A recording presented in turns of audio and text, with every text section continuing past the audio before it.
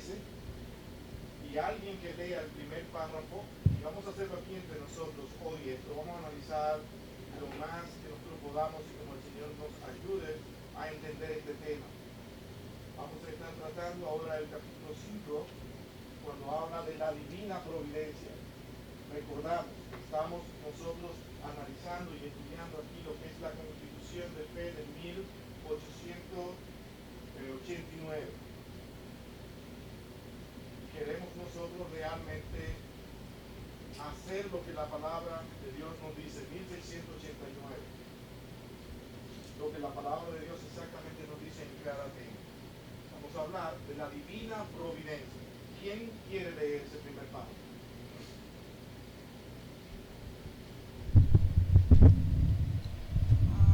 Dice: Dios, el buen creador de todo, en su infinito poder y sabiduría, sostiene, dirige, dispone y gobierna a todas las criaturas y cosas, desde la mayor hasta la más pequeña, por su sapientísima y santísima providencia, con el fin para el cual fueron creadas, según su presencia infalible y el libre e inmutable consejo de su propia voluntad, para alabanza de la gloria de su sabiduría, poder, justicia, infinita bondad y misericordia.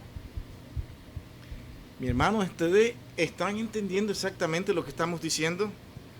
Ahora, eso que está escrito ahí, no solamente se puede quedar en un escrito, tenemos que confirmar esto con la escritura.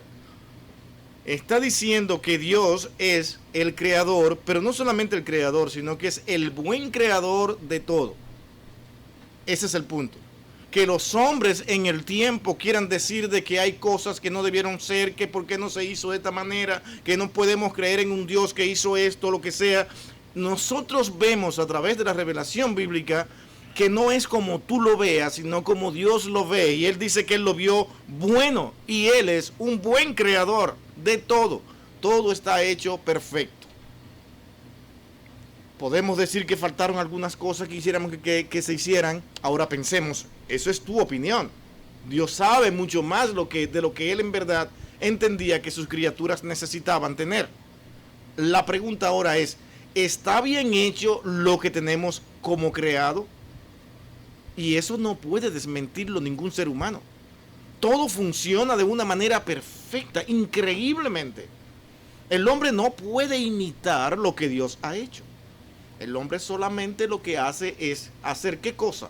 Descubrir. Descubre, forma y todo con lo mismo que ya está hecho. Pero el hombre no puede crear, por ejemplo, una semillita que aporte ahora a la naturaleza algo diferente. No lo puede hacer. Puede hacer muchísimos injertos, puede incluso hacer algunos alimentos y cosas que sean transformados, pero no puede hacer más de ahí y nunca salen de la manera perfecta que Dios lo ha hecho. Nadie puede decir a partir de mañana tendremos un nuevo árbol, porque hemos creado una semilla diferente y ese nuevo árbol va a ser fortalecido y va a crecer. Nadie puede hacer eso. Todo tiene que ser complementado con lo mismo que ya está hecho. El hombre no crea nada. ¿Se entiende? El hombre construye. ¿Entendemos esa parte? El hombre no es un creador. El hombre construye. Lo mismo que usted hace cuando construye una casa. Todo el mundo vemos el edificio majestuoso que el hombre hizo, pero ¿cómo lo hizo?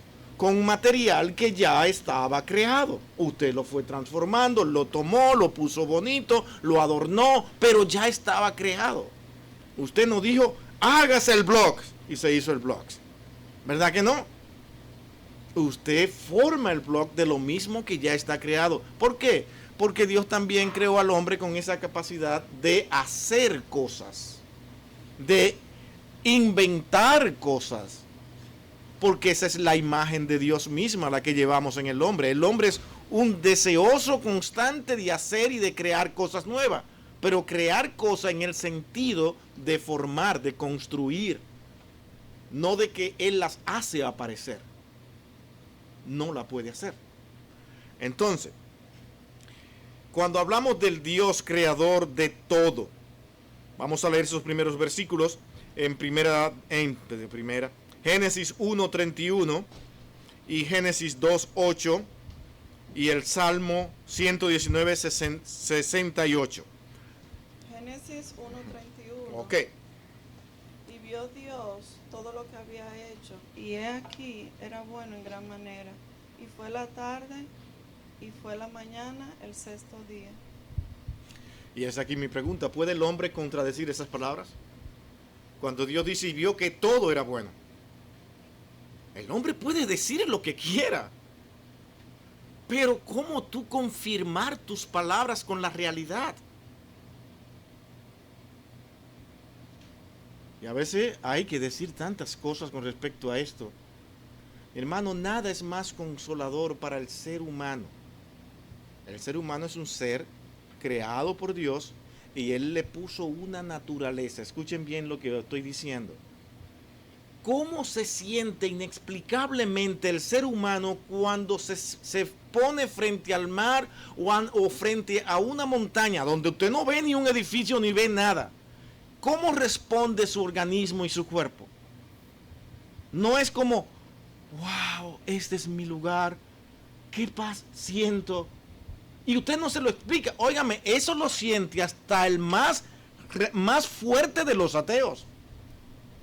Porque lo que Dios creó con lo creado que eres tú, al unirse y verse a sola en una compañía de amistad, se siente que ese es su mundo.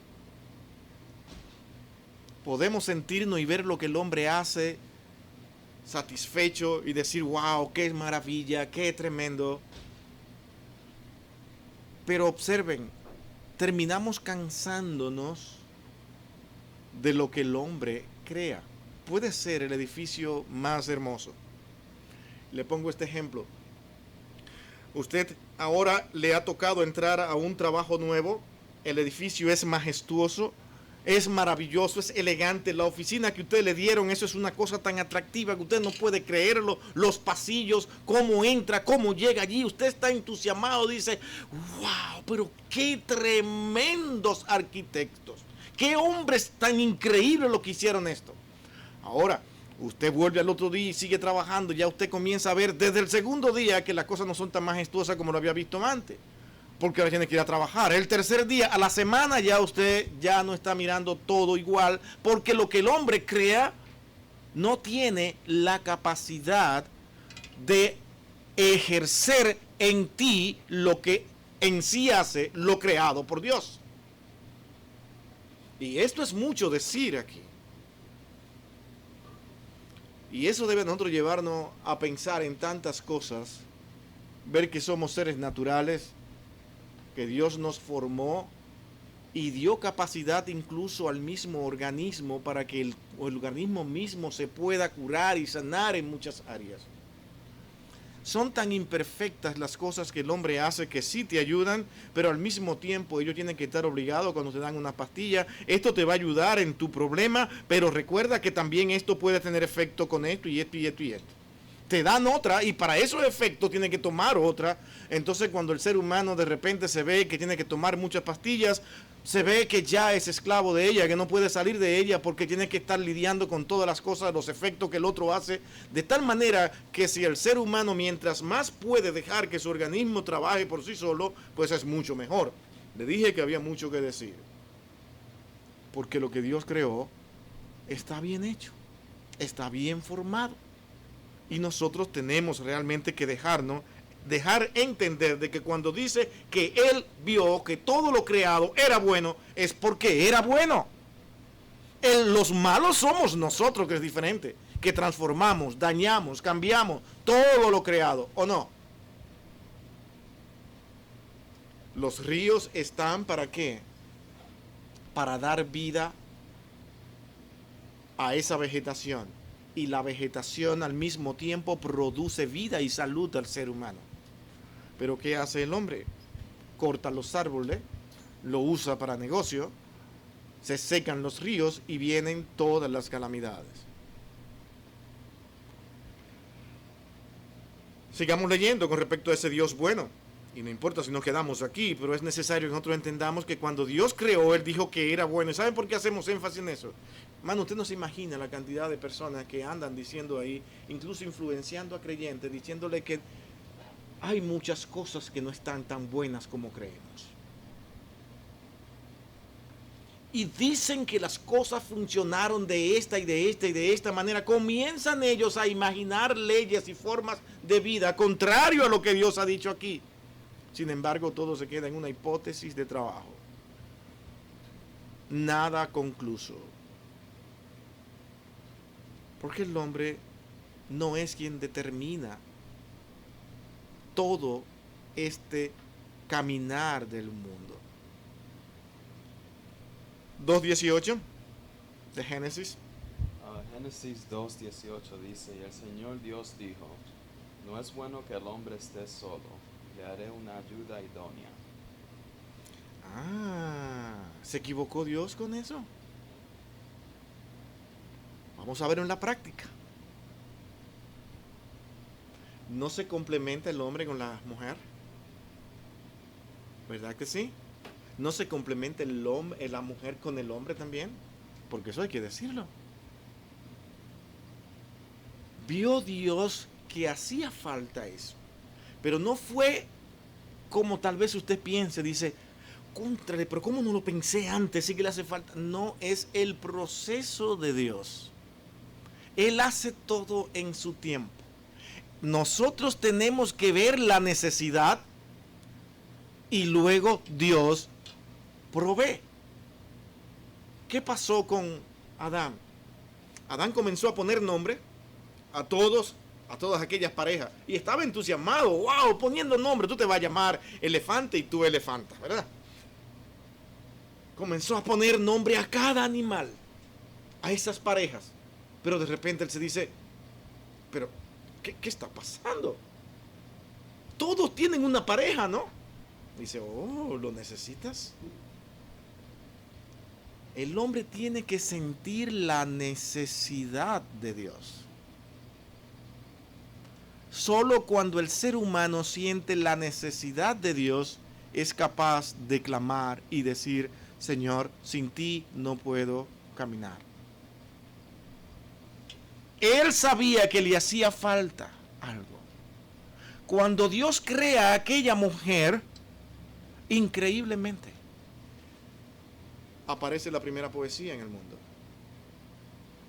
Nadie fue más poeta que Adán en ese momento, porque estaba hablando sobre la realidad misma. Eres carne de mi carne, hueso de mis huesos. Cosa que nosotros quisiéramos que hoy eso también se entienda en cada pareja cristiana. Cómo nosotros vemos a nuestras esposas. Y observen, este no es el tema aquí, pero Dios nos dijo, ellas van a ser fáciles y dóciles. No, ¿verdad que no lo dijo? Ámala. Este será tu papel con ella y este será el papel de ella contigo. Eso iba a caminar durante toda esta trayectoria. Pero Dios sabía que esto era lo que funcionaría. Lo que hizo fue bueno. Le dio una esposa. Ahora sigamos mirando el 119:68 del Salmo, de un Salmo. Acá. Micrófono, que no te oímos. Salmo 119:68. Bueno eres tú y bienhechor, enséñame tus estatutos.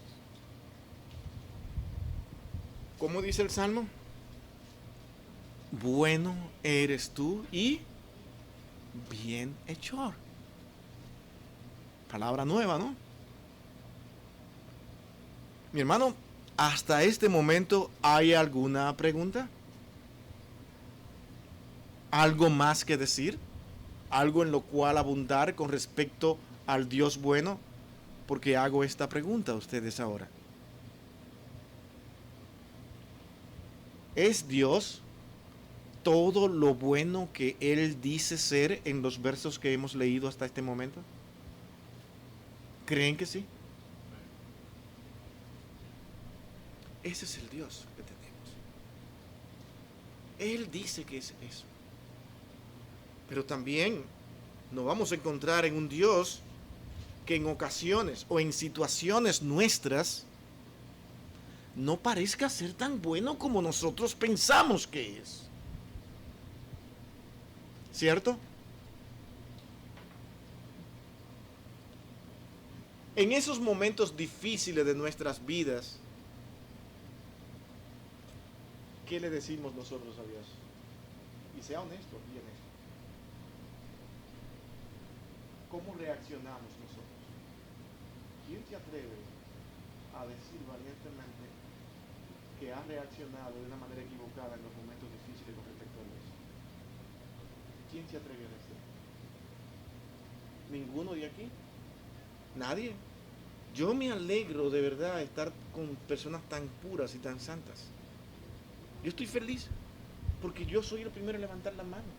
En momentos difíciles yo he renegado de Dios. Que después tengo que llorar y sentirme. Pero son esos momentos difíciles en que lo que muchas veces nos olvidamos del Dios que es realmente descifrado en estos versos que hemos leído. Nos olvidamos del Dios que todo lo hace bien. Y tú eres parte de su criatura. Y es el mismo Dios que en su bondad ha hecho promesas. Y es muchas veces en los momentos difíciles que nosotros le decimos a Dios: Señor, ¿dónde está lo que tú has prometido? ¿Dónde estás tú? Noten, cuando hacemos esta pregunta, irremediablemente le estamos diciendo a Dios que tú no eres tan bueno como dices. No, no es verdad. Porque mira lo que está pasando conmigo ahora. Dígame usted, hermano, si no es verdad esto. Tim, acá, quiere decir el pastor Tim. Y luego vemos el ejemplo de Job. Todo le fue quitado. Y él se mantuvo en mirar la bondad de Dios. Y él dice: el Señor dio y el Señor quitó, bendito sea el nombre del Señor. Y todo a través del libro, sus amigos supuestamente vienen y dicen: bueno, esto no te está pasando por nada, hay algo. Y Job dice: no, yo mantengo mi inocencia, yo no es que por pecado ni nada. Y él se mantiene y él llega a un punto y dice: yo sé que mi Redentor vive. Y él se mantiene mirando la bondad de Dios. Y al final Dios le vindica a Job frente a sus amigos, porque sus amigos juzgaron mal y Job juzgó a Dios bien, sabiendo que Dios es bueno y nunca perdió la vista de eso. Qué agradable es escuchar en momentos como estos que estamos tratando aquí, de repente hablar de Job. ¿Cómo nos ayuda, no? Y hay un texto, ya que se menciona a Job, cuando él dice que en todo esto no pecó Job, en toda esta trayectoria. Pero noten qué extraño. Hubo un diálogo. Y Job le preguntó a Dios: ¿por qué me pasan estas cosas? Él quería saber por qué razón. ¿Dios le dio alguna explicación a Job, lo que han leído el libro de Job, que pudiera contestar su pregunta?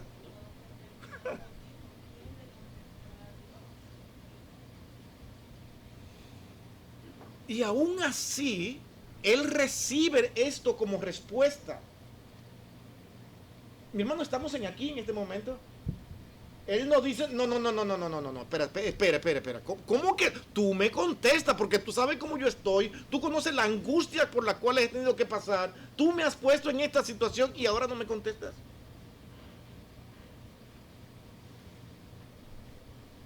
Cuestionar a Dios tiene mucho que ver con la fe que nosotros tenemos.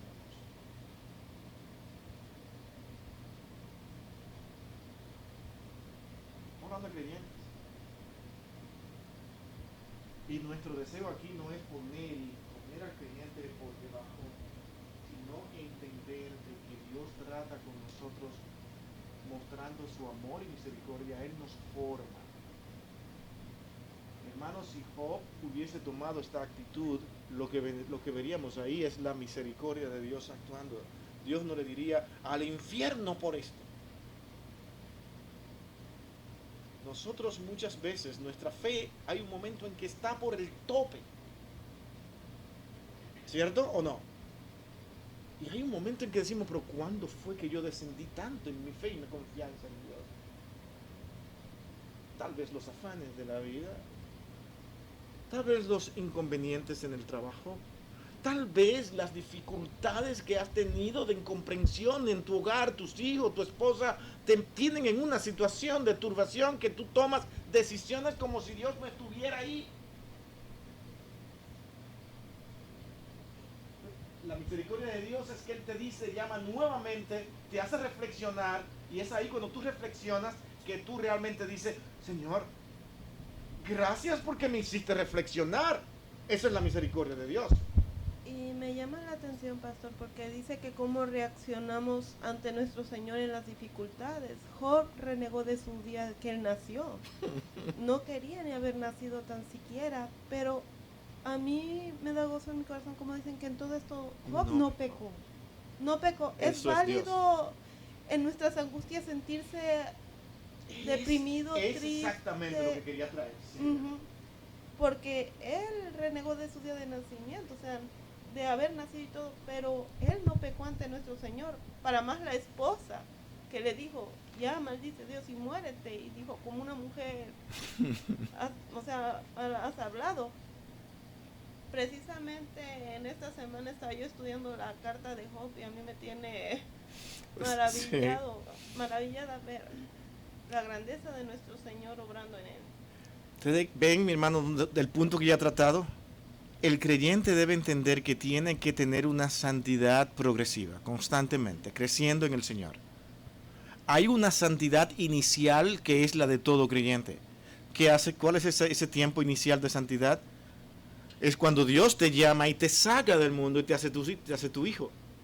Tú estás apartado para Dios. Ahora comienza un proceso en el cual Dios entiende tu situación. Y esto es todo el tiempo. Cristo lo que hizo fue que vino y murió por todos nuestros pecados. Y ahora Él nos ve ante el trono de su gracia como seres totalmente limpios por Cristo. Pero en ese mismo momento Dios siempre ha sido el mismo. Él te ha visto a ti como una persona con debilidades, con flaquezas, con preguntas que saldrían normalmente de ti, de la misma manera que Él le acepta este inconveniente a Job, también se lo aceptó a Moisés, también se lo aceptó a Elías, también se lo aceptó a Jacob, ¿o no? Y le siguió llamando su hijo. Dios trata con seres pecadores como nosotros. La única diferencia, gran diferencia que existe entre una persona entregada al pecado, que en ese sentido que Juan en su primera carta dice, el Hijo de Dios no puede pecar. No peca. Porque cuando peca, la diferencia es enorme. Le duele, lo sufre, lo siente profundamente. Y él entiende que él no ha sido transformado y llamado en ese camino inicial de santidad para pecar, sino para vivir en santidad. Y esa es la gran diferencia, que el creyente no está conforme con su situación de pecaminosidad y enfrentamientos muchas veces con Dios. De modo de pregunta y observación, cuando en Job se dice que él no pecó ni culpó a Dios, fue en el primer capítulo de Job. Pero sabemos que el diálogo de Job con sus amigos pasa después del primer capítulo de Job. Entonces, ese verso no está a los finales del capítulo. Puede ser que el diálogo de Job sí sea pecaminoso, pero la reacción inicial de Job en Job 1 de no culpar a Dios y decir como Tim dijo, a Dios ha quitado y Dios ha dado, eso no es pecaminoso. Hay un asunto en el libro y es que no puedes ver al libro de Job al igual que Génesis de manera cronológica. Y yo creo que en esa parte ahí, eso puede ser discutible, pero esa parte está hablando de toda la actitud de Job, en todo el proceso de Job, porque está hablando de Job no hasta ese momento, sino de todo lo que ha acontecido en la vida de Job. En ese momento, él realmente había perdido ya su familia. Y era bastante el sufrimiento. Iba a venir ahora todas las reacciones que él había tenido. Ahora dice, en todo esto no peca Job.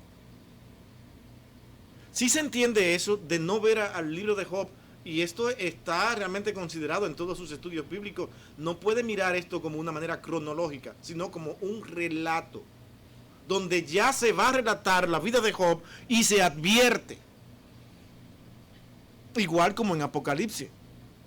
Juan habla de todo, diciendo dónde estaba y de lo que iba a ver. En el mismo primer capítulo. De todo lo que iba a acontecer en ese libro. De todo lo que había de pasar en ese libro. Entonces comienza el relato. Es como tú escribir y decir, tengo por advertido que lo que voy a escribir en todo esto realmente no puedo decir que yo he sido perfecto. Pueden encontrar algunas dificultades. Pues perfecto, se comienza a narrar el libro y ya usted va preparado para entender de que hay algunas cosas que pueden no ser perfectas porque el mismo autor lo está diciendo. ¿Se entiende en eso? ¿Se entiende esa parte? Porque decir eso, bueno, fue hasta aquí, pero de aquí para allá él pecó, eso es mucho que decir. Hay un punto importante que también aparece en el principio del libro de Job, y es que Job fue justificado por Dios, no por sus amigos. Eso es lo que estábamos analizando acá. Quien dijo, has considerado a mi siervo Job, que no hay justo como él. Y eso fue incluso más adelante ya. No puedes decir, bueno, es que hasta aquí, entonces de aquí se vale. Ahora vamos a ver cómo reaccionó Job de aquí para allá. Está relatando la vida en general de Job, el libro. Su comportamiento, sus actitudes. Y es la manera en que Dios trata con nosotros. Mi hermano, usted va a tener situaciones en las que va a ser desaprobado por el hombre. Yo lo voy a desaprobar, pero me ha desaprobado Dios. Dios ha estado ahí conmigo.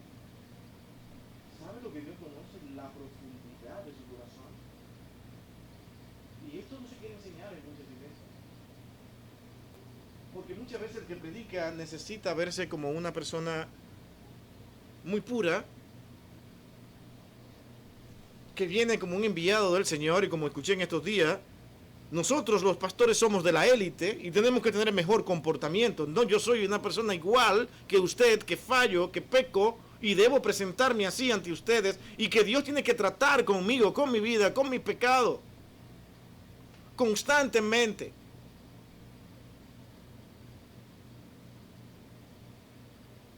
Y Dios trata con usted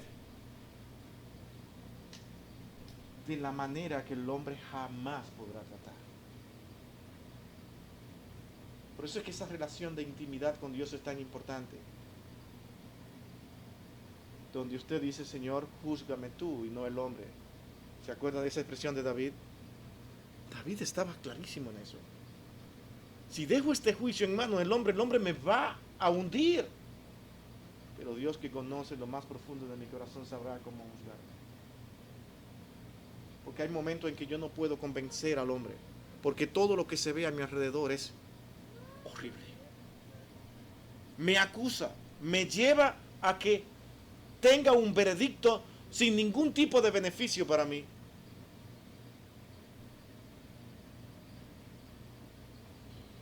Mi hermano, Elías no tenía justificación ante Dios. Sin embargo, Dios conocía aquel corazón de Elías. ¿Usted se dio cuenta de lo que Elías hizo? Elías hizo lo que usted condenaría, pero abiertamente. Yo vengo aquí para morir de hambre, no quiero vivir. ¿Usted cree que usted aceptaría eso? ¿Verdad ¿Será que no lo aceptamos tan fácil de una persona que había estado predicando? Y Dios fue tan bueno y conoció a aquel hombre que él dice, tú no te vas a morir de hambre. Ajá, ¿dónde está la comida? Ah, mírala aquí. Le mandó cuervos a darle la comida. Y una persona hambrienta no puede resistirse a la comida, aun quiera. Tenía que comer. Le preservó y le cuidó la vida porque él estaba tratando con Elías en su situación de pecado y de rebeldía con Dios. Miren cómo entran estos temas, porque son necesarios tratar al nosotros ver que estamos tratando con un Dios que todo lo hizo bueno y que Él es bueno. Él trata con nuestros pecados por su bondad. Hace castigos para nosotros, cosas que nosotros no queremos que Dios haga, y más tarde descubrimos que por amor. Porque Dios es así. Él nos conoce más profundamente de lo que yo mismo me conozco. ¿No es eso bueno? Saber que contamos con un Dios bueno y que al mismo tiempo es Él quien me conoce perfectamente a mí. Yo puedo tomar decisiones en favor mío buscando mi mejoría y la puedo tomar equivocada. Y Dios muchas veces es quien evita que yo tome las decisiones que yo considero mejores. ¿Por qué es eso? Por amor. Y muchas veces es a través de conflictos, de pleitos. Porque nos rebelamos, es que es por aquí. Y el Señor dice, no es por ahí. Te troncha los caminos, te hace pasar por situaciones difíciles hasta que tú ahora dices, Señor, pero si esto no hubiese pasado en mi vida, yo iba a hacer esto. ¿No es eso tratar con un Dios bueno? Hay que dejarse conducir por el Dios que dice la Escritura. Que aunque parezca en situaciones difíciles que es lo peor y más horrible que puede existir, detrás de todo eso está su bondad. Inexplicable, como decía Pablo. ¿Quién podrá entender en esa doxología del capítulo 11 de Romanos? ¿Quién puede entender a Dios?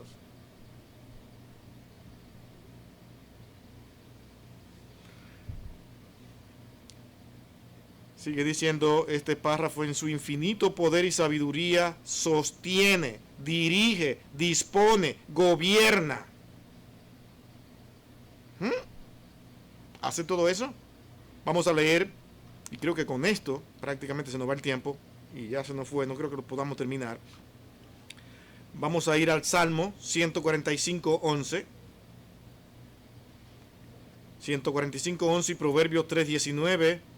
Y el Salmo 66:7. Tal vez leamos los versículos únicamente para confirmar esto.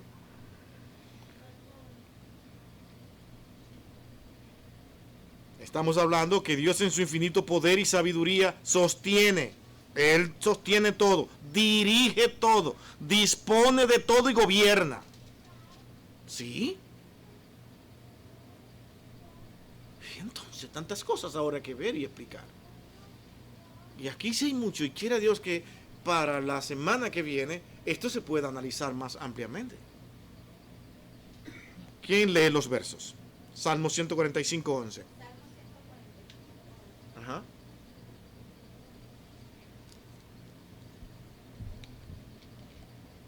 La gloria de tu reino digan y hablen de tu poder. Está hablando de ser rey. ¿Qué significa para el hombre en ese momento ser un rey? ¿Ya lo tienen? Es alguien que gobierna. Para la gloria de su poder. Seguimos leyendo. Proverbios 3:19. Dice, Jehová con sabiduría fundó la tierra, afirmó los cielos con inteligencia. Sostiene. Afirmó y creó la tierra y Él lo sostiene. Salmos 66:7. Él domina con su poder para siempre. Sus ojos velan sobre las naciones. No se enaltezcan los rebeldes. ¡Qué verso! Mi hermano, cuando el hombre piensa que está gobernando y que está controlándolo todo, no es verdad. Estamos pasando en este país y a nivel mundial por situaciones muy difíciles. Y puede resultar curioso y hasta entendible que nosotros digamos muchas veces, Señor, ten misericordia de nosotros. Tú te has olvidado de esta nación. ¿Por qué? ¿Qué ha pasado? ¿Qué está sucediendo? Y le doy un dato, y sé que esto se está grabando, pero mi hermano, en la historia de este país y del mundo entero prácticamente, nunca el mundo había pasado por una situación como la que estamos pasando, pero usted no lo sabe. ¿Saben por qué? Los medios de información no están diciendo todo lo que está sucediendo. Pero las cosas están sumamente complicadas. Y no les digo esto para que se altere, sino para que al contrario ahora entiendan que Dios tiene control, que Dios gobierna todo, que Él no se ha olvidado, que el hombre piensa que va a ser y que las cosas van a suceder y que hay una agenda para el 2030 y que se va a cumplir y eso está por verse, porque el hombre no es quien gobierna. ¿Nos entendemos? Dios, si quiere permitir que esa agenda 2030 llegue y que se cumpla, pues veamos también a Dios en medio de todo, porque Él sabe lo que está haciendo. No es el hombre quien permite que las cosas ocurran como Él quiere. Las cosas van a ocurrir en el orden que Dios ha determinado en la eternidad, de tal manera que el creyente va a su cama, se acuesta y duerme en paz. Que al otro día amanezca entendiendo que la cuenta de banco ahora tiene menos valor porque los productos han subido, la gasolina ha subido. Usted dice, tendré que pasar por esta situación. Hoy amanecí más pobre que ayer. Pero Señor, yo te tengo a ti, que eres el dueño y Señor de todo. Y tú me basta. Cuando el creyente comienza a entender que lo más importante es Dios y que Él es suficiente, ya comienza ahora Él a no depender de su cuenta de banco, sino a depender del Dios soberano que controla mi vida y controla todo.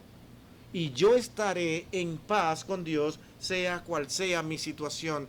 Eso es un ejercicio que va ocurriendo, no porque yo lo diga aquí. Eso pasa en la vida del creyente muy paulatinamente y en el mismo orden que Dios quiere y trate con usted de manera independiente. Pero sí es una meta que debe tener el creyente. Dejar que Dios sea el dueño y señor de su vida y estar conforme con Dios, cualquiera que sea su situación, como decía Pablo. Pablo dijo algo importante. Mi hermano, es que esto no es tan fácil. Es como si estuviera aquí. Es que yo tuve que aprenderlo. ¿No lo dijo? Él no dijo, esto tan pronto te viene el Señor, tiene que entender esto y punto. No, déjenme decirle algo. Yo tuve que aprenderlo, me costó trabajo. Dios quiere que muchas cosas de las que nosotros realmente hoy necesitamos y que necesitamos continuar avanzando, Él quiere que realmente sea a través de circunstancias. Por la razón que Él sabe, yo no sé. Pero es así como Él trabaja con cada uno de nosotros. Y nos ha enseñado de que yo no puedo poner mi dedo sobre un hermano por la situación de vida que esté teniendo. Yo no puedo hacer eso. Sino decir, vamos a orar. Si en algo te puedo ayudar. A mí me ayudó cuando estuve en esa situación esto y esto y esto. Pero mis hermanos, lo que vemos hoy en día es que nosotros exigimos, como si tuviéramos el derecho de exigir a los hermanos a transformar y cambiar su vida mañana. Y eso no es bíblico en ningún sentido. Dios no trata con nosotros de esa manera. Ni siquiera Cristo lo hizo. ¿Ustedes pudieron ver la paciencia de Cristo en su vida? Para con toda esta cantidad de seres humanos que le aborrecían, que lo cuestionaban. Y él solamente pudo expresarse de una manera magistral en el capítulo 10 de Juan, cuando dijo: Señor, de todo lo que tú me diste, yo solamente sé que no se ha perdido ninguno. Tú has sido bueno. La paciencia de Dios para tratar con nosotros es la que también nosotros debemos de tener. Y entender de que es Él quien cuida y guarda de cada uno de nosotros. Cuando entendemos eso, la armonía entre los creyentes ocurre. Porque ya aprendimos a dejar de ser acusadores. Y usted no debió hacer esto, usted no debió hacer lo otro. No, mi hermano, esa no es la actitud de ningún creyente. ¿Cómo hacerlo? Bueno, pidámosle sabiduría a Dios. Pero cuando de mí sale por mi manera natural de ser humano, de decir: estás rotundamente equivocada, Heidi, por esa razón es que yo no comparto contigo. Porque mira lo que dice la palabra de Dios aquí. Usted está siendo espiritual. ¿Usted jura? ¿Usted cree que la está ayudando? ¿Usted cree que está ayudando a Heidi? Usted está poniendo en ella una serie de cosas que ella también como ser humano va a reaccionar. Porque va a comenzar a ver defecto también en usted. ¿Eso le lleva a usted a la armonía con su hermano en Cristo? ¿Verdad que no? Vean esto con cuidado, porque son los fallos normales de nosotros como creyentes y a veces con buenas intenciones. Al Hijo de Dios se ve y se exhorta mirándolo, como dice Pablo, como superiores a nosotros mismos. ¿No lo dice? Es que no, espérate, que eres superior a mí. ¿Cómo yo le digo esto a mi hermano? O lo llamo aparte, a solas, porque si lo digo al aire libre, es posible que él se avergüence, porque es tu hermano. Ahora no tengo un detalle, no dice eso con respecto a una persona que es incrédulo, perversa. Dice, no, díceselo públicamente para que se avergüence, dice Pablo. Porque es un incrédulo que solamente quiere hacer daño a la iglesia. Pero estamos hablando entre creyentes, a creyente, ¿cómo tú lo tratas? Bueno, exactamente como Dios nos trata a nosotros. Con esa paciencia. ¿No le faltamos diariamente nosotros a Dios? ¿Nos envía Dios rayos del cielo? ¿Verdad que no? Ni siquiera en el Antiguo Testamento.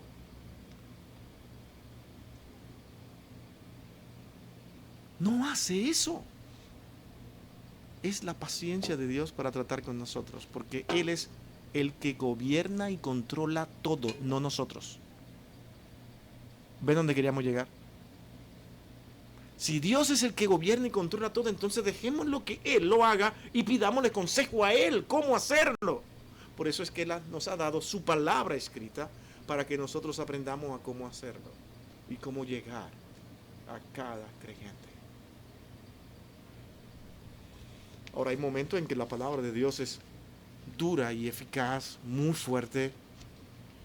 Y cuando nosotros la citamos, incluso pastores como nosotros que tenemos que parar y decir estas palabras que están escritas en la palabra de Dios, sabemos que van a doler. Y usted no tiene la idea de cómo nosotros muchas veces decimos, yo no quisiera predicar de este pasaje hoy. No quisiera predicar. Pero el Señor me dijo, esto está escrito y tiene que predicarlo. Y sabemos que muchas veces va a llegar al corazón de algunos hermanos. Los hermanos se van a ver reflexionados, se van a ver reflejados en muchos defectos y eso va a doler. Y usted lo sabe. Ahora, usted no lo hace, y escúsenme que abunde en esto, usted no lo hace para decirle, ahora van a saber que lo de la palabra de Dios. La palabra de Dios es dura y eficaz y más cortante que toda espada de 2 filos. Señor, córtalos profundamente y tú estarás feliz. Puedes saber que eso va a ocurrir, pero tu corazón sentirá tristeza, dolor. Pero al final sabrás, Señor, es tu palabra y tú sabes lo que está haciendo. Tú me mandaste a decir estas palabras. ¿Ustedes creen que los profetas del Antiguo Testamento querían decir todo lo que Dios les dijo? Lo cuestionaban, Señor, ¿por qué tengo que decir esto? Ve y dilo y no cuestiones. Él le dio explicaciones, no, ve y dilo. Porque es Él quien gobierna y controla todo, no nosotros. Nosotros no le podemos aportar a Dios una idea. ¿Sí se entiende?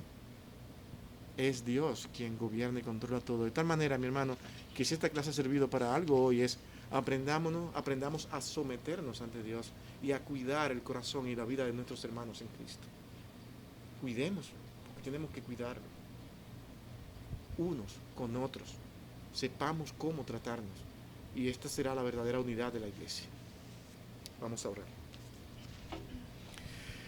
Bendito Dios y Señor nuestro, gracias inmensamente por este tiempo maravilloso que nos has dado de poder hablar de tu palabra y de tu control sobre todas las cosas. Entender que tú eres un Dios bueno, un Dios justo y puro, que tienes misericordia de nosotros. Señor, te rogamos y te suplicamos por el corazón de cada uno de nuestros hermanos para que seas tú quien los guarde. Le dé esa paz que todos necesitamos. Y conocemos, Señor, que la paz real viene cuando hacemos lo que tú dices que hagamos. Ayúdanos, Señor, a poder vivir para ti y no para nosotros mismos. Cuídanos y guárdanos, Señor. En Cristo, tu Hijo amado, te lo pedimos todo con gracias. Amén y amén. Dios nos guarde, hermanos. Ahora tenemos un